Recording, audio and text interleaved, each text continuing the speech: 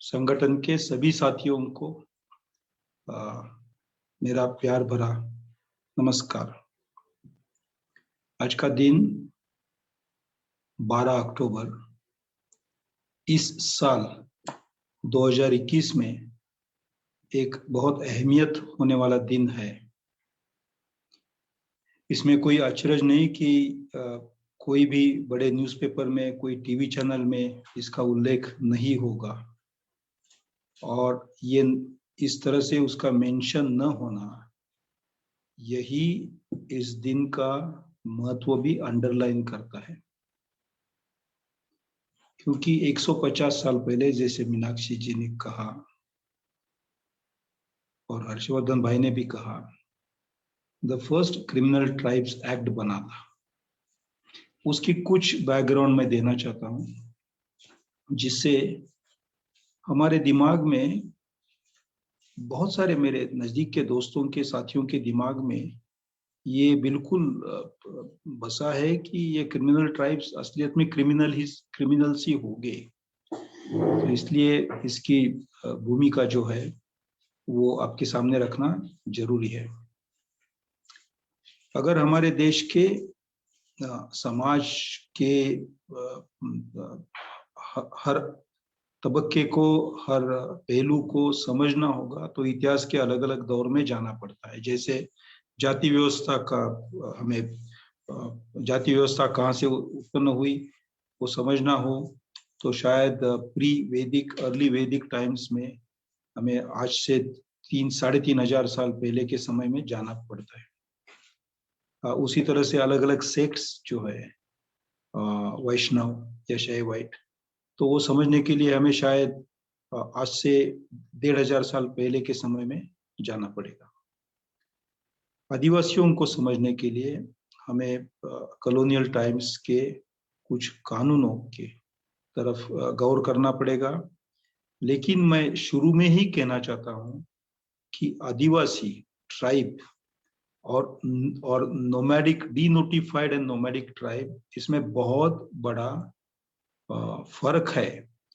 आदिवासी वो है जो जंगलों में बसे थे, दूर, कहीं शहरों से बहुत दूर बसे थे, और वहां अपनी उपजीविका वो कर रहे थे, जंगल साधनों के साथ, किसी जगह खेती के साथ, किसी जगह जानवरों के साथ भी, जानवरों के सहारे। लेकिन डीनोटिफाइड और नोमैडिक ट्राइब्स है, वो इतिहास की एक निर्मिति है, इतिहास के एक विशिष्ट कालखंड की खास निर्मिति है। और वो कालखंड था 19वीं सदी के तीसरे दशक से 19वीं सदी के 8वें दशक तक का 50 साल का काल, 1820 से 1880 तक का समय। 1820 तक कंपनी सरकार ने, इस अंग्रेज कंपनी सरकार ने सभी राजाओं को अपने अधीन किया था, और उनके साथ अंग्रेजों ने कुछ कॉन्ट्रैक्ट्स, कुछ तहनामे, कुछ करार, कुछ एग्रीमेंट्स, कुछ एमओयूज बनाए थे, जिससे उन राजाओं के पास से उनके जमीन के अधिकार, सेना रखने के अधिकार, टैक्स कलेक्ट करने के अधिकार अंग्रेजों ने अपने पास अलग अलग ढंग से लिए थे। ये सभी करार, सभी कॉन्ट्रैक्ट्स एक जैसे, केरल से लेके हिमालय तक एक जैसे नहीं थे, अलग अलग थे। इस समय में आर्मी चलाने के अधिकार, रखने के अधिकार अंग्रेजों ने खुद के पास लिए, तो बहुत सारे राजाओं के सैनिक इधर उधर घूमने लगे, उनके पास तनख्वाह नहीं थी, और ये 1920 के दशक में बहुत बड़ी समस्या बनी थी। उस समस्या को सामने रखकर उस समय के अंग्रेजों ने एक मिशन चलाया था, और उस मिशन का हेतु था कि ऐसे इधर उधर भटकने वाले सैनिकों को निहत्था करना, वो अगर कहीं लूटपाट करते हैं तो उनको रोकना, उनसे हत्या ना हो ये देखना। इस मिशन की जिम्मेवारी एक अंग्रेज ऑफिसर को, जिसका नाम था स्लीमन, ये स्लीमन को जिम्मेवारी दी थी।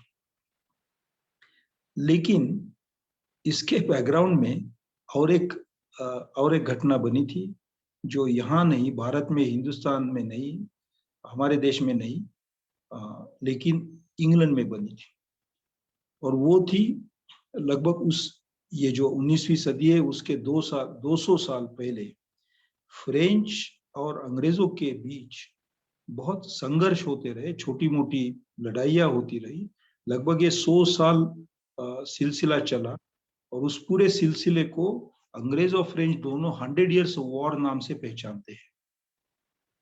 इसके दरमियान अंग्रेज और फ्रेंच दोनों जगह सैनिकों को सैलरी देने के लिए सरकार के पास पैसा नहीं होता था, इसलिए उन्हें उनके जो लॉर्ड्स, कुछ रीजनल एरिया के जो प्रमुख थे, उनके ऊपर आधारित रहना पड़ता था, और वो बहुत भारी होने लगे।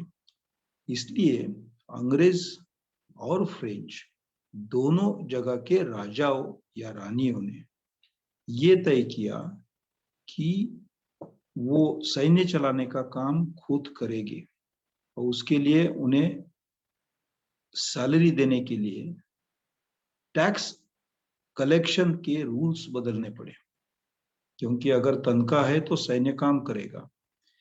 और ये रूल्स उन्होंने बदलते समय, उसके पहले जो एक खेत में पकती है वो फसल के ऊपर टैक्स था, उसकी जगह उस खेत के एरिया पे टैक्स लगाया। इसमें बहुत फर्क होता है। एक साल बहुत अच्छी फसल आई तो पहले ज्यादा टैक्स था, फसल नहीं आई तो टैक्स नहीं था। लेकिन जमीन का एरिया बदलता नहीं है, टैक्स फिक्स रहा। इसलिए वो फिक्स संख्या में, नक्की किए हुए, तय किए हुए संख्या में सैनिक रख पाए, उसके सहारे युद्ध कर पाए।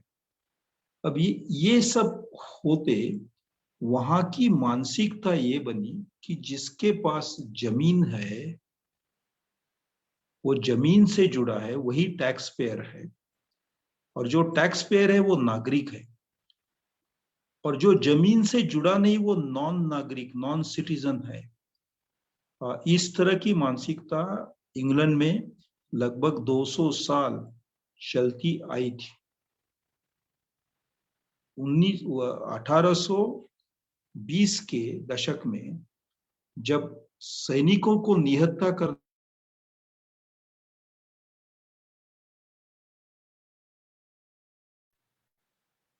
तब आए हुए, तब यहाँ काम करने वाले अंग्रेज अफसरों की मानसिकता थी कि जो घुमंतु है, जो जमीन पे आधारित नहीं है, जो वो अच्छा नागरिक नहीं बन सकेगा। और इसलिए घुमंतु लोगों के बारे में बहुत बड़ा सस्पिशन अंग्रेजों के दिल में, दिमाग में रहा था। हमारे यहाँ 1830 के बाद मिस्टर स्लीमन ने जो लिस्ट बनाई, उसमें न केवल जिनके पास हथियार थे उनकी लिस्ट बनी, लेकिन जो घूमते थे उनके भी नाम इस लिस्ट में आए। और इस तरह से मिस्टर स्लीमन की 2 प्रकार की लिस्ट बनती रही। एक जो उन्हें लगा कि शस्त्र चला सकते हैं, और दूसरी जो घूमते रहते हैं, जमीन के कोई नक्की किए हुए, तय किए हुए जगह से जुड़े नहीं है। ये दोनों लिस्ट मिस्टर स्लीमन के मृत्यु के बाद, ऐसी तो सरकार के किसी फाइल में बंद होनी थी, लेकिन 1857 में जो रेजिस्टेंस आया अंग्रेजों को, उसके बाद ये लिस्ट फिर से खोली गई, और कुछ ही सालों में ये दोनों कम्युनिटी के सामने इस दोनों प्रकार के लोगों के सामने कुछ निश्चित निर्णय लेना चाहिए। इस हेतु से उन्होंने एक नए कानून की रचना करने का काम आरंभ किया। वो कानून था, उसे नाम दिया गया the criminal tribes of India.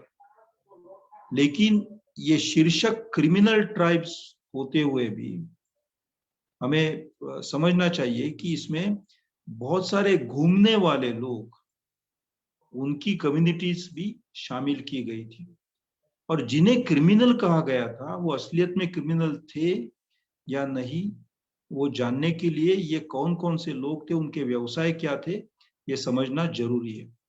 जैसे उस समय तक कॉइन्स बनाने का काम राजाओं के अधिकार के बाहर रहा था हमारे देश में, और वो कॉइन्स बनाने का काम एक कम्युनिटी करती थी राजस्थान की, जिसका नाम है मीना या मीणा।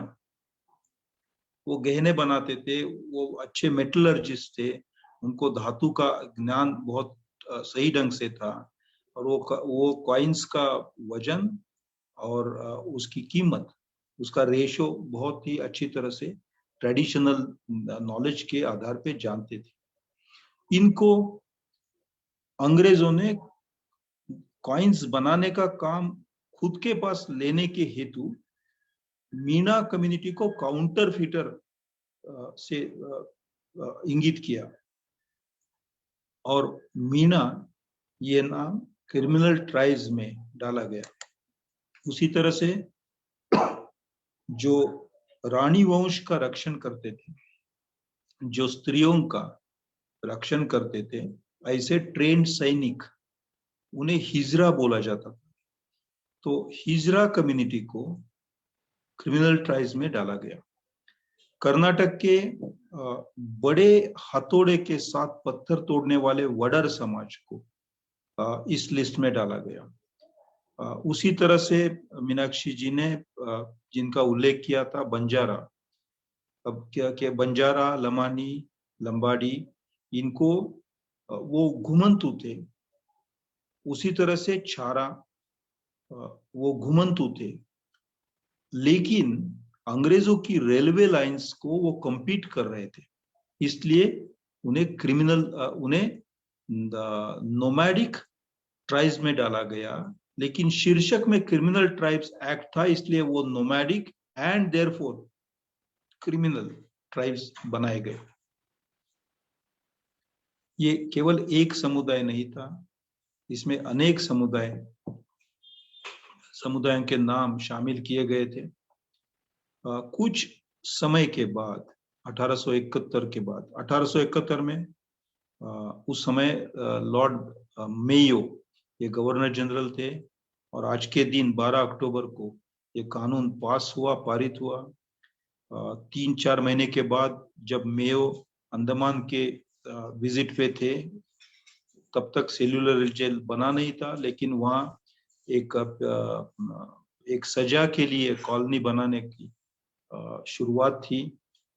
मेयो का वहाँ इसी कम्युनिटी के एक बहादुर युवा ने खून किया, हत्या की। उनका नाम था शेर अली अफरादी। शेर अली अफरादी का नाम हमारे इतिहास में कहीं दर्ज नहीं हुआ है, लेकिन वो होना जरूरी है। मैं हिंसा की तारीफ नहीं कर रहा हूं, लेकिन मैं उस व्यथा को, उस दर्द को आपके सामने रख रहा हूं जो इतने सारे कम्युनिटीज को हुआ होगा, क्योंकि हजारों साल से अपना व्यवसाय करने वाले पंछियों के साथ, जानवरों के साथ, ऊंट के साथ, घोड़े के साथ, हाथी के साथ, बकरियों के साथ, भेड़ियों के साथ अपना गुजारा करने वाले कम्युनिटीज को केवल एक कानून से गुनहगार बताया गया।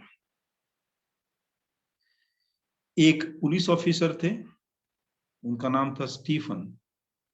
उन्होंने इस कानून में कुछ अंश ज्यादा संशोधन किया, और उन्होंने ये कहा कि अगर इस देश में पुरोहित का लड़का पुरोहित ही बनता है और व्यापारी का लड़का व्यापारी ही बनता है, तो गुनहगार का लड़का बेटा या बेटी गुनहगारी बनेगी।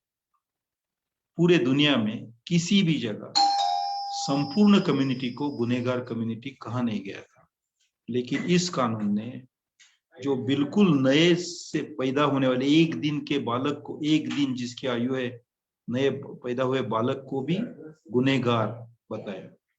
और इनको बंधन में रखने के लिए पिनल कॉलोनीज यानी सजा के लिए बनाई जगह ऐसी बनाई गई।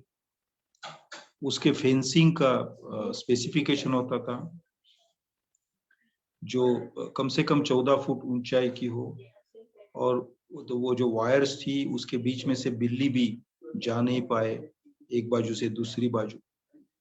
मिस्टर स्टीफन के अंडरस्टैंडिंग के मुताबिक इन लोगों को बच्चा पैदा ना करे, इसके लिए रात को नजदीक के पुलिस स्टेशन को 4 बार रिपोर्ट करना पड़ता था।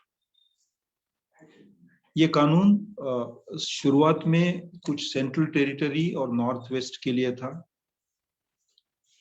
बाद में इसमें बंगाल का समावेश करने में आया। वो 1893 में संशोधित कानून लाया गया, क्रिमिनल ट्राइब्स एक्ट अमेंडमेंट। उसके बाद 1911 को मद्रास प्रेसिडेंसी के बहुत सारे कम्युनिटीज इसमें डाले गए। कुल मिला के 198 कम्युनिटीज जिन्हें क्रिमिनल ट्राइब्स बताया गया, और 330 जितनी नोमैडिक या सेमी नोमैडिक कम्युनिटीज इसमें डाली गई। जैसे कश्मीर के या हिमाचल प्रदेश के वन गुज्जर है या बकरवाल है।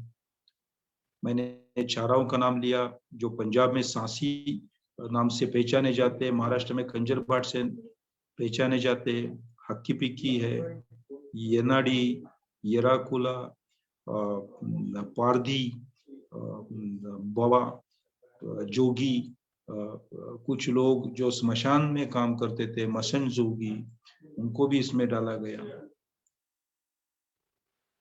इनको जेल में रख ना पाए तो अंग्रेजों ने इनके लिए एरिया रेस्ट्रिक्शन लगाए थे, और उस एरिया के बाहर, उस डिस्ट्रिक्ट के बाहर जाने के लिए उन्हें परमिट लेना पड़ता था, और वापिस आके पुलिस में रिपोर्ट, थाने में रिपोर्ट करना पड़ता था। जिनको सेटलमेंट्स में रखा था, 52 सेटलमेंट्स बनी थी पूरे देश में, सेटलमेंट्स में रखा था, उनके पास से मजदूरी करवाई, और उनके मजदूरी के सहायता से ब्रिजेस, डैम्स, फैक्ट्रीज, बड़ी बिल्डिंग्स बनाई। बहुत बार हम बहुत अच्छी बिल्डिंग्स देखते हैं और एडमायर करते हैं, कितनी अच्छी बिल्डिंग बनी है, लेकिन ये इन लोगों ने बनाई जिनको जेल में रखा था और जिन्होंने अनपेड लेबर कंट्रीब्यूट किया था। इसमें बहुत हजारों लोग मर गए। उनकी यादियां आज भी है, और मैं तो मानता हूं कि इन सभी को स्वतंत्र सैनिक का दर्जा देना चाहिए, क्योंकि ये जेल में मर गए थे, कोई भी गुनाह ना होते हुए भी, और ये सब रिकॉर्ड्स आज भी हमारे पास है, आर्काइव्स में है। खैर, मैं कभी कभी सोचता हूँ कि हिटलर ने जूस को कंसंट्रेशन कैंप में रखा था, उनके पास से काम करवाए थे, उनमें से बहुत सारों को मारा था। वो समय हिटलर ने जो पहला कंसंट्रेशन कैंप बनाया वो 1935 का था, और हिटलर का अंत 1945, 10 साल की कहानी है। इन लोगों की कहानी 80 साल की थी। हिटलर ने जितने लोगों को मारा या तो कंसंट्रेशन कैंप में रखा, उससे इनकी संख्या कई गुना ज्यादा थी। 1947 में जब आजादी मिली और 1950 में हमें रिपब्लिक मिला, संविधान आने के बाद उन गोल्डन ईयर्स में ये लोग जेल में थे, कंसंट्रेशन कैंप में, सेटलमेंट्स में ही थे। इनके लिए महाराष्ट्र सरकार ने एक कमीशन बनाया था, खेर सरकार ने, जो कांग्रेस की सरकार थी, और उस अंतरोलिकर कमिटी का रिपोर्ट इम्प्लीमेंट करने का समय आया, तब ट्रांसफर ऑफ पावर शुरू हुआ, इसलिए वो रिपोर्ट अमल में नहीं ला सके। उसके बाद जवाहरलाल नेहरू ने अयंगार कमेटी नियमित की और उसका रिपोर्ट 1951 में आया। उसके आधार पे जो क्रिमिनल ट्राइब्स एक्ट है वो विड्रॉ हुआ और उसकी जगह हैबिचुअल ऑफेंडर्स एक्ट लाया गया। हैबिचुअल ऑफेंडर्स एक्ट में व्यक्ति को गुनहगार माना जाता है, न कि पूरे कौम को। यानी आप कल्पना कर सकते हैं, आज जैसे सभी मुसलमान यानी टेररिस्ट आरएसएस के लोग मानते हैं, उस तरह से मानसिकता से वो कानून बना था, यू कैन इमेजिन। खैर 1952 में implementation of this D notification started और वो 1965 तक चला, क्योंकि अलग अलग राज्यों में, Bombay presidency, Madras presidency, Bengal, central India, तब तक हमारे नए स्टेट्स बने नहीं थे, वो बन रहे थे, और ये डी नोटिफिकेशन का सिलसिला अलग अलग स्टेट में अलग अलग तारीख पे अमल में ला सके थे। उन सालों में, उन वर्षों में शेड्यूल ऑफ ट्राइब्स और शेड्यूल ऑफ कास्ट, एससी और एसटी की लिस्टें बन चुकी थी, इसलिए डी नोटिफाइड कम्युनिटीज न एसटी में गई न एससी में गई। कुछ राज्यों में कुछ मात्रा में कुछ ही DNTs, denotified and nomadic tribes, SC में जा सकी। कुछ राज्यों में बहुत थोड़े एसटी में जा सके, इसलिए ये लोग न एसटी न एससी बने, न उन्हें सोशल जस्टिस मिला, और ये लोग, उनके पास न जमीन थी, न पढ़ाई थी, न पैसे थे, न सामाजिक मान्यता थी। और इस अपमानित स्थिति में किसी भी व्यवसाय के बगैर ये रस्ते ढूंढते शहरों में क्रॉस रोड्स पे फुगे बेचने वाले, छोटी मोटी चीजें बेचने वाले, छतरी रिपेयर करने वाले, कलाई लगाने वाले, कोई छोटी मोटी झूठी सच दवाई देने वाले बन के घूमने लगे पूरे देश में। इनकी मेजॉरिटी किसी एक पार्लियामेंट्री कॉन्स्टिट्यूएंसी में नहीं है, या किसी राज्य की उन्होंने कभी डिमांड नहीं की, वरना इनकी संख्या आज देश में 14 करोड़ से ज्यादा या लगभग 14 करोड़ है।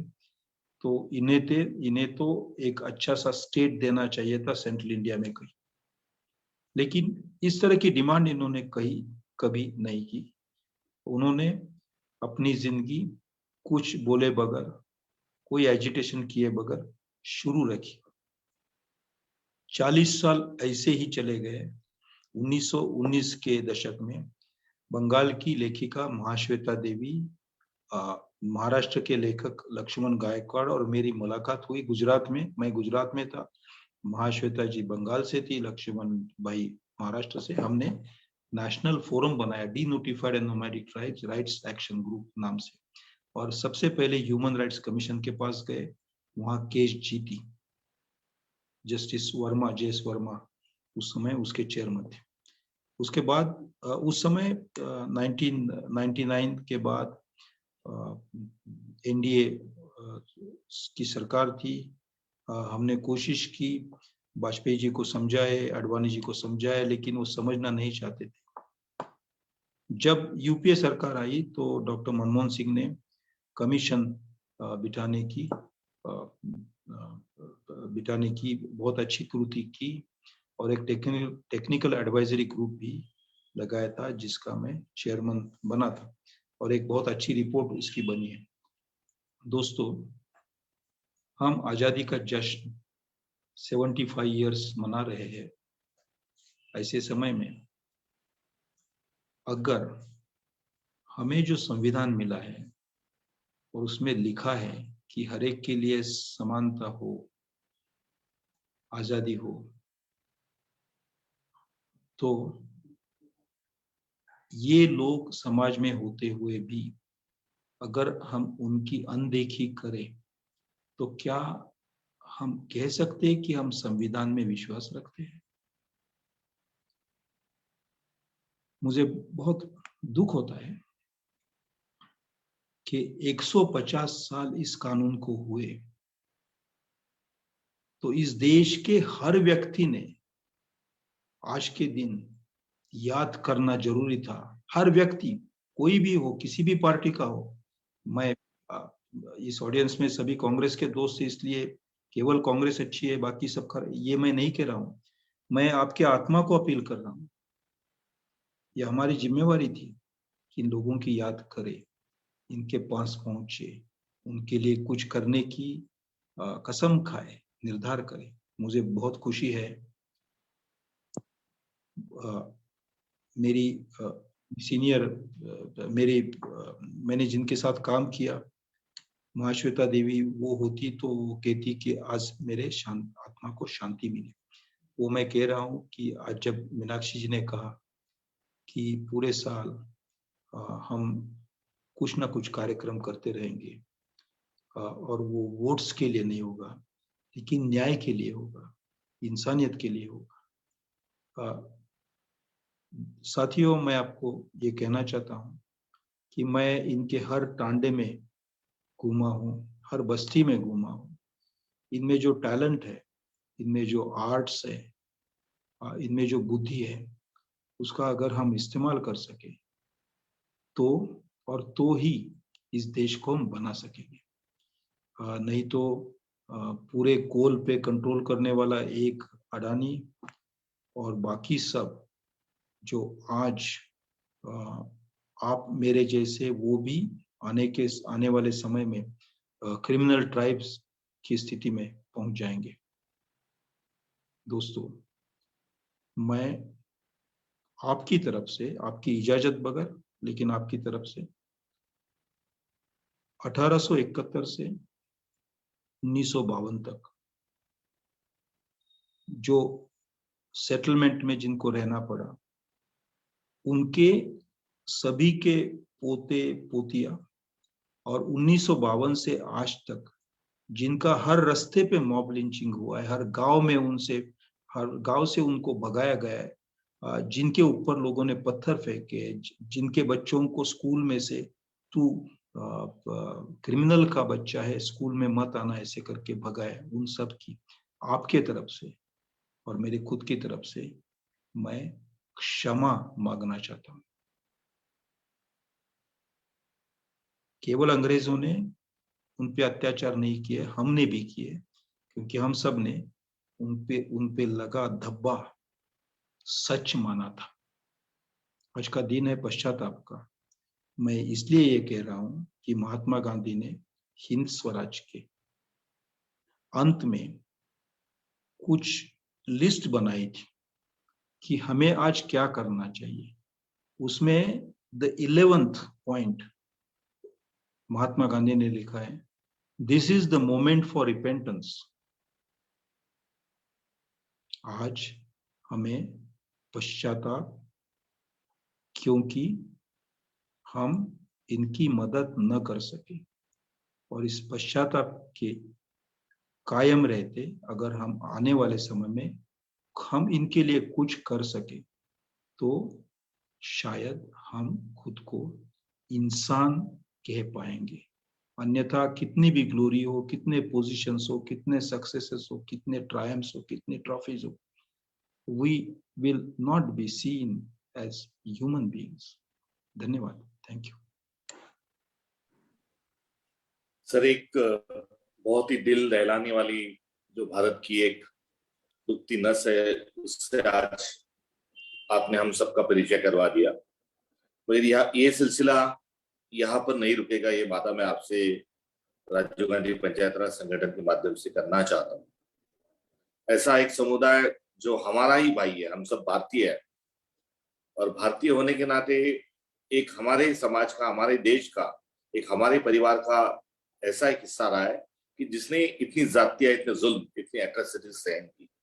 इन सब के प्रति हम सहानुभूति, आदर और साथ में पश्चाताप की भावना भी यहाँ पर रखते हैं, और कर्तव्य भावना से, और जो पश्चाताप के साथ साथ जिसका प्रायश्चित भी हम सबको करते हुए आगे बढ़ना चाहिए, ऐसी एक जो भावना आज उभर के आई है। इसके लिए जो पहले हमारे अध्यक्षा मीनाक्षी जी ने जो कहा है, उसके लिए हम कटिबद्ध है।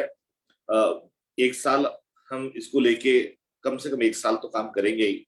एक साल का हमारा यहाँ पर आपको वादा है, यहाँ पर प्रण है, और इस एक साल के बाद भी हम जरूर इसके साथ एंगेज होते हुए कुछ ना कुछ कार्यक्रम जरूर करते रहेंगे।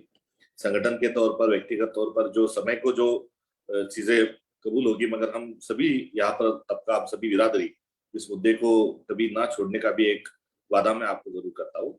और आने वाले साल में एक इन समुदाय के सभी लोगों के साथ एक इसे जीते हुए जनप्रतिनिधि जो है, जो पीआरआई प्रैक्टिशनर्स है, इनके साथ एक सेवाग्राम में इस मुद्दे को लेके, और इस मुद्दे से जो हमारा मूलतः राजीव गांधी पंचायत राज संगठन का सत्ता का विकेंद्रीकरण और राष्ट्र निर्माण का जो हमारी पहल है, उसमें हम एक कार्यक्रम का सेवाग्राम में आयोजन जरूर करेंगे।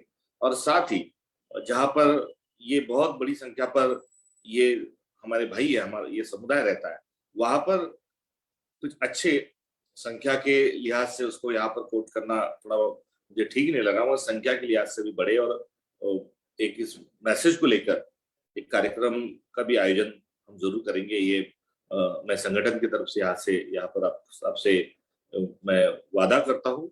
और आज का ये वेबिनार में कम लोग जरूर इसमें शरीक रहे होंगे, मगर हम सोशल मीडिया के माध्यम से, और इसको फेसबुक पर भी कर रहे हैं, इसको रिकॉर्डिंग भी किया है हमारे साथियों ने, टेक्निकल सारे जो साथी उन्होंने, तो इसे आज के इस प्रशिक्षण को ही कहूंगा मैं, क्योंकि एक नया मुद्दा आपने जो तहे दिल के साथ यहाँ पर एक बड़ी करुणा के साथ हमारे सामने यहाँ पे रखा, इस मैसेज को और इस आज के इस कार्यक्रम को ढेर सारे लोगों तक भी पहुंचाने का पूरा प्रयास करेंगे, इतना मैं वादा करता हूँ।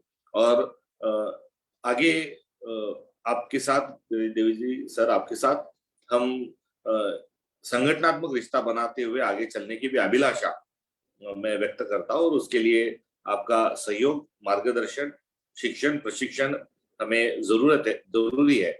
इसके लिए आप हमारे साथ रहेंगे, ये मैं अनुरोध आपसे करता हूँ।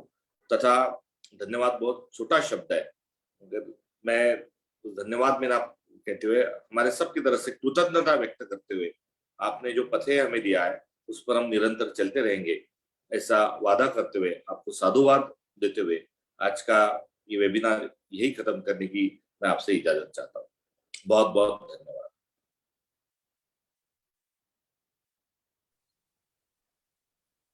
दीदी कुछ जोड़ना चाहोगी आप? हाँ, सिर्फ इतना कि आने वाले एक साल तक राजीव गांधी पंचायती राज संगठन पूरे देश में हम जो सर्वोदय संकल्प शिविर करते हैं, अलग अलग आयोजन भी करते हैं, यात्राएं भी करते हैं, और जैसा हर्षवर्धन जी ने कहा, हम एक विशेष आयोजन सेवाग्राम में और देश के अन्य हिस्सों में भी करेंगे। आने वाले एक साल तक हम अपने हर कार्यक्रम में सबसे शुरू में जिन लोगों ने 150 साल ये अमानवीय अत्याचार सहन किया, उनके प्रति श्रद्धांजलि में 2 मिनट का मौन रखकर ही हम अपने हर कार्यक्रम की शुरुआत करेंगे। ये हमारा संकल्प है, ताकि हम बेहतर मानव बनकर निकल सके, और तभी जाकर के हम हमारा जो राष्ट्र निर्माण का संकल्प है उसको भी पूरा कर पाएंगे। हमारे राष्ट्र के निर्माण की बुनियाद में उनकी भी शहादत है, इसको एक्नॉलेज करना, इसको मान्य करना, ये आज का हमारा संकल्प होगा। बहुत बहुत धन्यवाद सर आपको कि आज आपने हम सब लोगों को हमारे अपने देश में जिस तरह के एक बहुत ही अमानवीयता का शिकार एक बड़ा वर्ग हुआ है, उसके विषय में हमें बताया, और आने वाले समय में भी आपके मार्गदर्शन की अपेक्षा रहेगी। जगह भारत की ओर से, राजीव गांधी पंचायती राज संगठन की ओर से राजस्थान, गुजरात और महिला साथियों की भी ओर से मैं आपका बहुत, और यूथ साथियों की ओर से मैं आपका पुनः बहुत बहुत धन्यवाद करती हूँ।